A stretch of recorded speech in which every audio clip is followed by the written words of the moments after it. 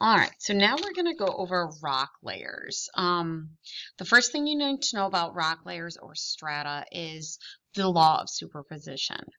This basically states that whatever's on the bottom is the oldest. It came first, which means, like I said, which means it came first. However, whatever's on the top came last, unless something has been overturned. Most of the times it'll tell you it hasn't been overturned, so the oldest is on the bottom, the youngest is on the top. The first to be laid down is on the bottom, the last to be laid down is at the top. All right, based on that information, we are going to go back to page 7 using sedimentary rocks. And these rocks help us to identify a numerous amount of things. We're using the map symbols, and we're going to first say, hey, what was put down first? What rock layer was put down first? So in my nice little rock strata section, I have these 4 different layers of rock. I need to determine the sequence. Now, the thing with this is usually if I ask for a sequence, I want you to list the first thing for number 1, the second thing for number 2, the third thing for number 3, and the fourth thing, the last one for number 4. So let's look. What would be the first thing laid down? Well, it's going to be on the bottom. So I'm going to look at those, and I'm going to come over to page 7 and look at my map symbols to see what matches up. So what matches up is siltstone. That would be my first one. So I'd write siltstone, or siltstone is deposited. And then now I'm looking at my second one. This is my second one. So I've got to look for something that looks like bricks. I'm coming over here. Here's my bricks. I've got some limestone. So the limestone was deposited. And then number 3 is going to be my third one right here. And that's going to be my rounded one rock pebble pudding. That's going to be my conglomerate. My conglomerate is deposited. All right, last but not least, all the little dots. That's my fourth one, which is going to be sandstone right there. Based off of this, I can tell what was going on with the rocks, with the earth at that layer. So this one right here, because it's siltstone, that means we are deep in the ocean. We are very, very far down because you have silt. And knowing that silt is not as far down as clay, which would give us shale, but we have silt. So we're pretty deep.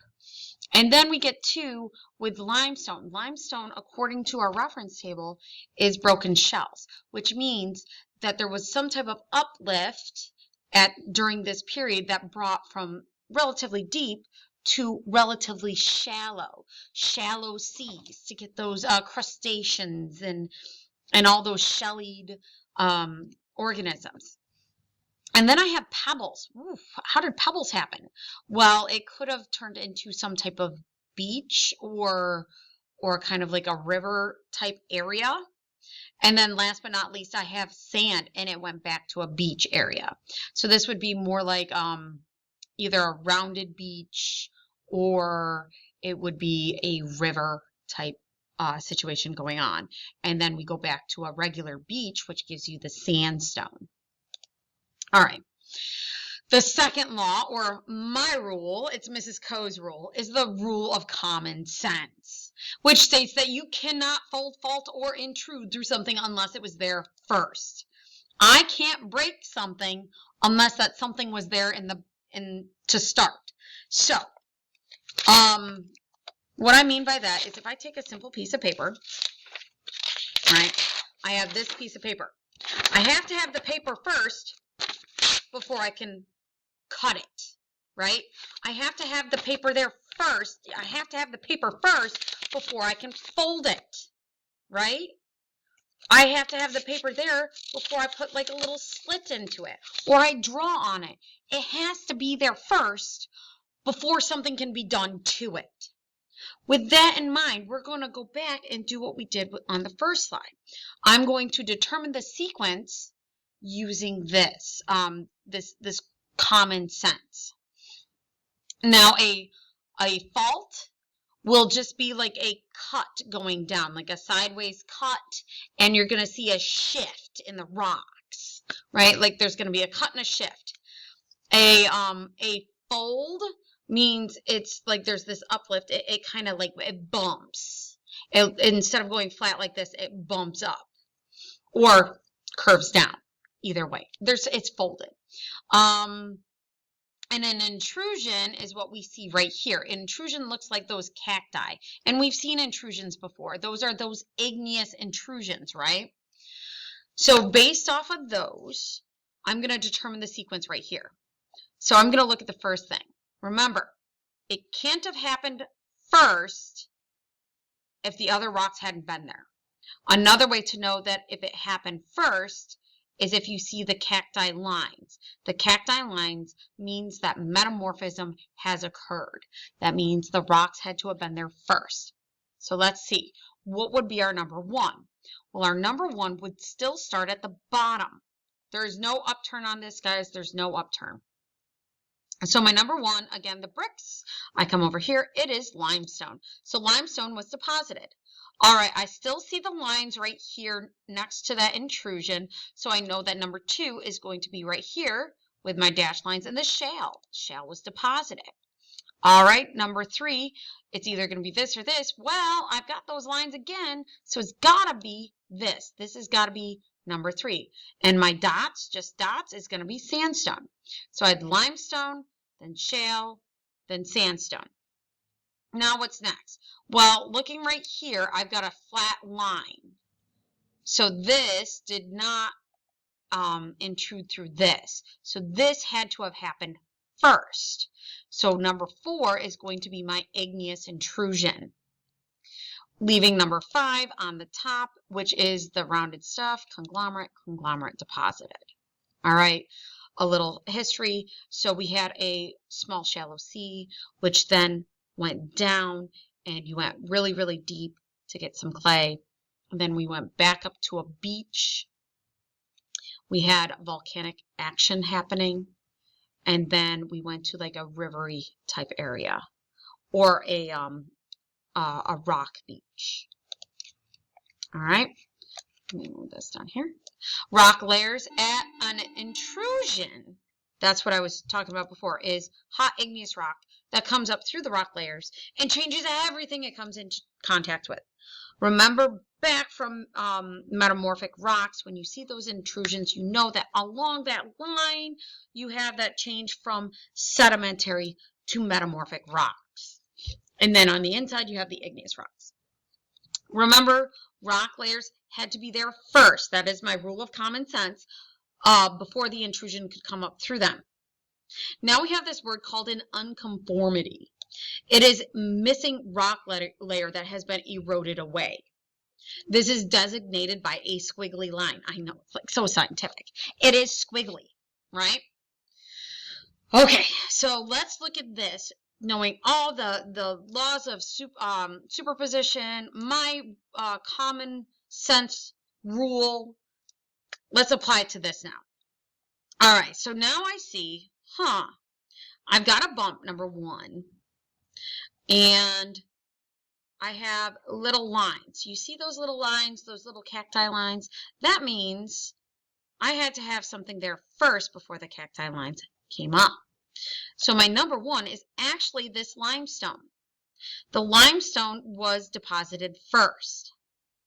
All right. Let's see, what was number two? I could say number two would be my sandstone right there, right? And my number three is going to be right here. Why do I say this? Well, my nice little squiggly line isn't curved up, and you'll notice that these are curved up, which means you had that bulge, that fold happen first. So you had to have that fold first before you have a straight-ish squiggly line. So my number three is going to be my igneous intrusion. And it pushed up my my layers of rocks. And that causes uplifting and folding. That is a step, a sequence. So I deposited this, then igneous intrusion formed causing uplift and folding. Well, then I have my squiggly line. My squiggly line is unconformity. And then I have shale deposited, and last, my conglomerate. All right, so a small shallow sea to sand with some volcanic action occurring, which pushed it way up above the ocean, above any type of water. So I had erosion occurring. It took away some of the rock layer. And then it went way, way, way down. It sunk down. It submerged really, really deep to a deep ocean. And then I could go back up to like a pebbly beach. All right. A fault. That's the last one. The fault. A fault is caused by an earthquake. Those, we've seen San Andreas fault. Those are those cuts. And the shift. So we got to determine the sequence of rock layers. The one thing about the shifts, the cuts, is you have to look and kind of line them up, whatever way they're going, and match them up to figure out what came out first. And remember, you can't cut it unless it's there first. Same with the intrusion. You can't do the intrusion unless it's been there first. You can't have an unconformity unless rock layers have been there first. All right, looking at this, I noticed these two match, but this is underneath this one. So my first layer is this, my conglomerate deposit. And then my second layer is going to match up right here, right? But here's the thing. This wasn't cut. So my number 3 has to be that earthquake, has to be that fault. After the fault, all of this filled in with this shale. But then I have a squiggly line. Well, then my squiggly line right there is my unconformity. With number 6 on top of that was my limestone. And then last but not least, I have here, which is siltstone. All right. Oh, sorry. That is it. If you have any questions, please don't hesitate to ask. And I hope you guys have a great day.